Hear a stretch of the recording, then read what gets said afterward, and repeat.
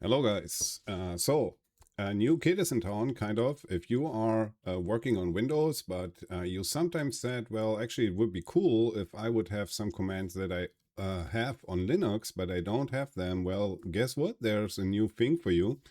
It's not everything just shiny. I will cover what this is here in this video, how you get this on your machine, and I also will cover where the risks are, in my opinion. But actually it's a cool thing, so let's hop into it if you are interested. So with that, we go to my screen here. And the thing I'm talking about today is Coreutils for Windows. So a new thing. It's a Microsoft maintained Unix style command line utilities, whatever that means. We will see that. It's developed in Rust, which means it should be pretty performant. And it tells you something about where Microsoft is heading with the whole C, efforts and what's on their roadmap. Interesting stuff. That was announced, as I said, this year. So, and I will show you how you get it and what this actually is. So let's hop into it. So what I have here is on the right side. So here you have my Kali Linux, which runs on my WSL here, which means it's just kind of like a virtual machine, which is maintained by Windows subsystem for Linux. On the left side, I have my Windows shell. Both are looking into, not now, let me do something which you usually don't do, please. I'm going to the same folder on both sides. So let's see, my folder here is this folder and my folder here is actually the same folder. You should never go to that directory the way you do it in WSL, but for the purpose of today, this is totally fine. So what I can do on the right side, so on Linux all the time, is I have certain commands. So if you look here, this folder is empty. So what I can do is I can use, for instance, touch test.txt. I can do that with the fact that I created a test.txt file with exactly 0 bytes. Let me remove that. So just to prove that I am in the same folder, you see there it is, 0 bytes, test.txt, works out. So what I will do now, I will remove this again. So I have a touch command on Linux, for instance. If I want to do that on the Windows side, there is no touch command. There's nothing like that. And this is where Microsoft jumped in and said, well, actually, this is kind of annoying because if I jump back and forth between Linux and Windows, so I already have to readjust myself. So how would you do touch in, let's say, PowerShell? You would do something like that and then test.txt. So now you have a text file, but it has not 0 bytes. It has actually 2 bytes because we outputted the string, empty string, which is not null, it's a string, to that test file. So in other words, it was pretty hard to generate, for instance, a 0 byte file on Linux. So let me remove everything. So it's empty again. So that's the problem, okay? Let's go now to what Microsoft proposes us now as a possible solution. So let's go and say sudo winget install, not uninstall, install, and then what you do is Microsoft Coreutils. So I'm executing that in my Windows session with sudo, which means this is, you have to enable it in your Windows so that sudo is available for you. And by the way, this is also highlighted here on the same webpage. So if you want to know more about sudo on Windows, you can do that. So basically what it means, execute this executable with those parameters as an admin, because I'm not currently. So if I do that, it will ask me, I say yes, and now it opens a new PowerShell and executes whatever process I told him as an admin. So you saw the installer running, that is basically it. And now when I execute touch test.txt, I get a 0 byte file, so on both sides. So now all of a sudden I have touch on Windows. So that's what happened. Okay, so on Windows, or let's say on Linux, what you can do is you can say which touch, and it tells you where it is. So the executable, which gets executed when you execute the touch command, is in user bin touch. That's where it is on Linux. So you can do kind of the same on Windows. So you can say get command touch, and it tells you, well, this is touch, that's the thing.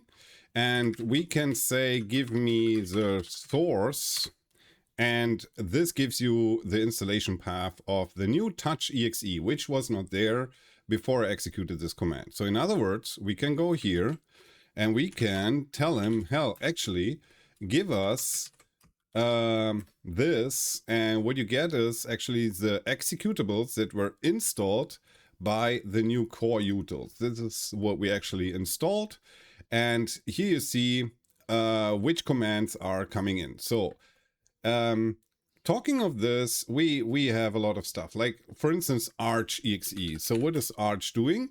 It gives you the architecture of your current system where you're running on. You're running on that one. So, and you also can do arc. So let's not call it Arch.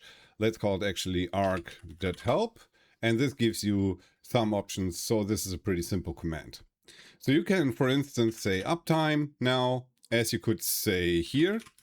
And it gives you a slightly different output, but anyways, it gives you like the uptime here. What is that? It's slightly different. Interestingly enough, it's 32 minutes versus, I don't know what the uptime does here. Interesting stuff. 1 user, 2 users on that session, probably because I'm in a session here and the VM came up later. Yeah, Windows booted and then Windows subsystem for Linux booted 2 minutes later. That's why this uptime on the right side gives us different results.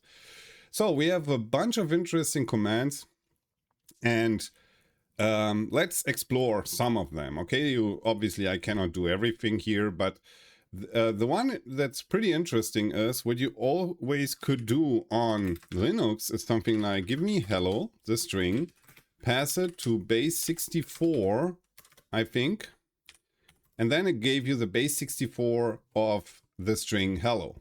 You can also call base 64 on a file, so you convert something in base 64, but let's say this thing. This is a pretty useful command. What you now can do, sorry, I have some problems with my mouse. Let's clear the screen actually. On Windows, you don't need the echo. You just say base 64 and it gives you this. It pads it with equal signs, which is totally okay. So let's check if this is totally okay. Let's say echo this to base 64 on Linux again, decode, and it's hello again. Okay, so we can do the same here by passing it again to base 64 decode. So this proves that this command encoded it in base 64, this decoded it. That's actually great stuff.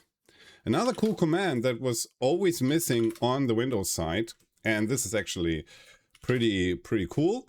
So let's say, let's open this in Notepad, the test.txt, Notepad test.txt.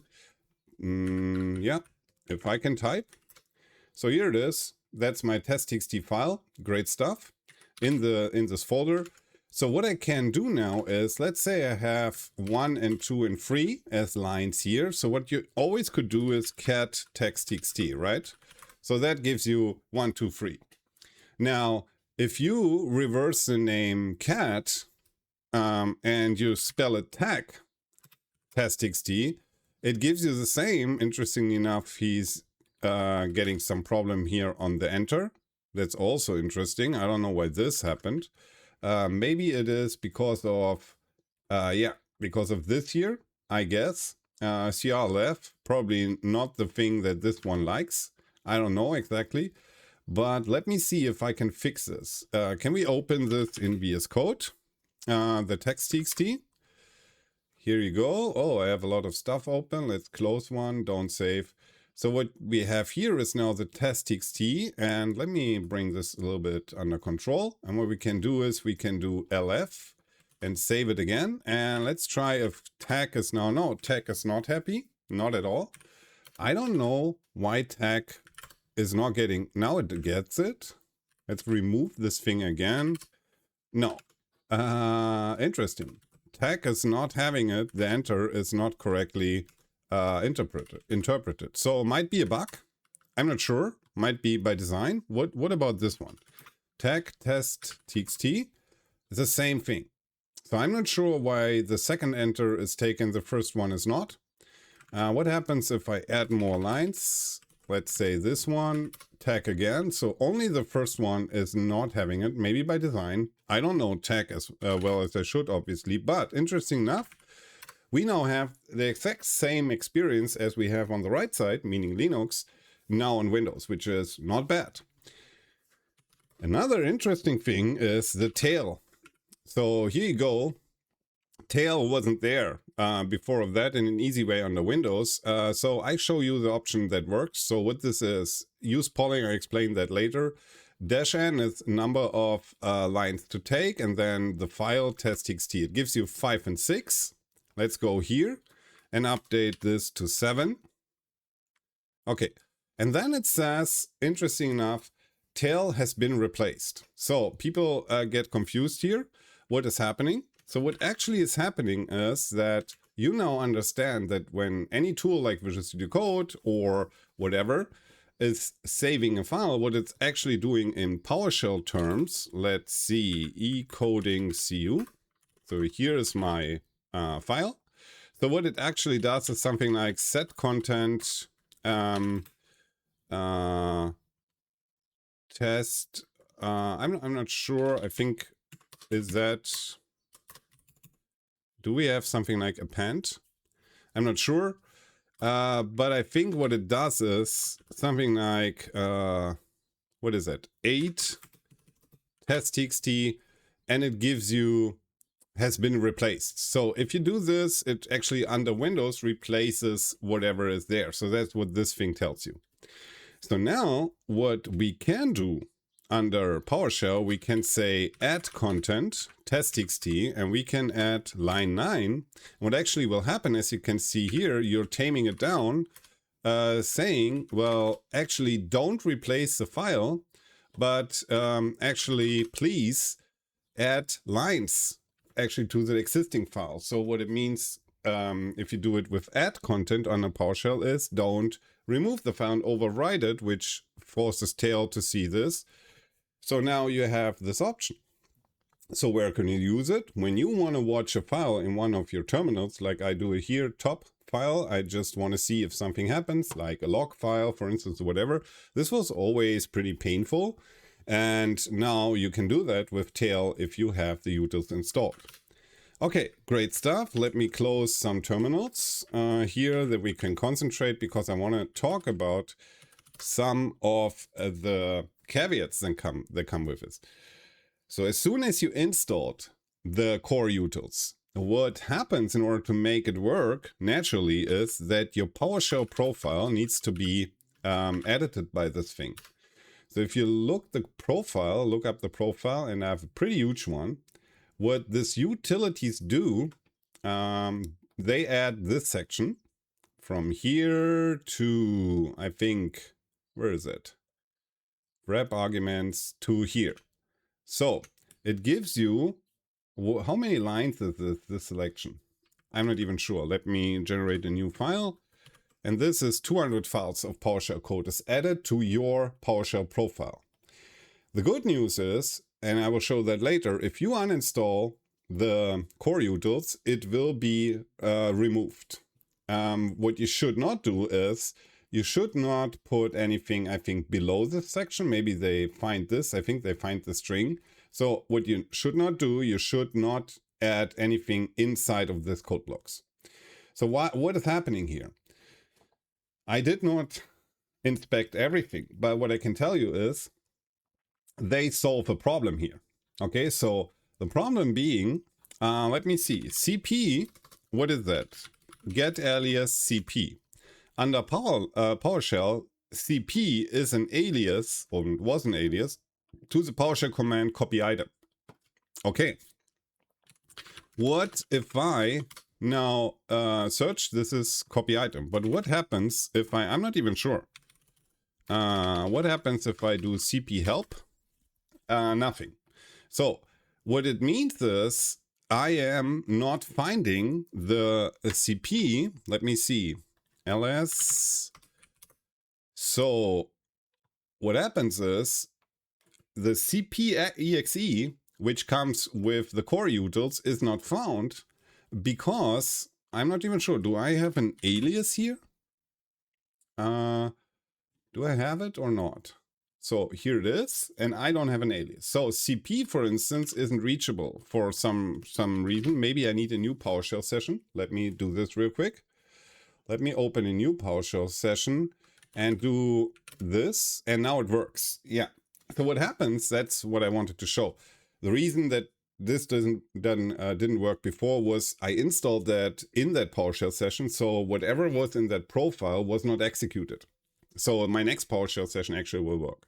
So now what you see is get command cp is still this, it's an alias, which actually is not true, because we can prove by executing this that this is not called, so copy item is not called when I call cp.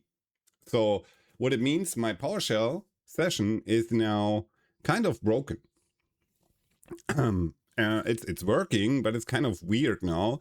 And that is actually my only caveat that I currently have with that, is that those commands, which are here by the Coreutils, this source code is replacing those commands, kind of, when your profile is loaded, which is kind of weird and wild, if you ask me, because it gives you some disturbances, and it's pretty strange. So what I'm saying is it's not the fault of the guys. They did a pretty good job to make it work, obviously, doing a lot of weird regex stuff.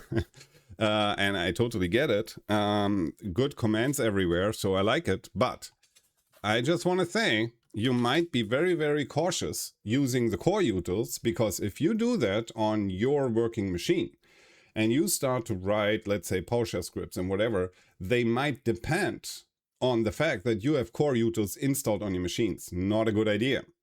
Because your colleague checking out your scripts and executing them on his machine might experience a lot of fails. And actually the thing behind it is it's pretty normal that it will fail and you will get confused. Okay, that's the risk here.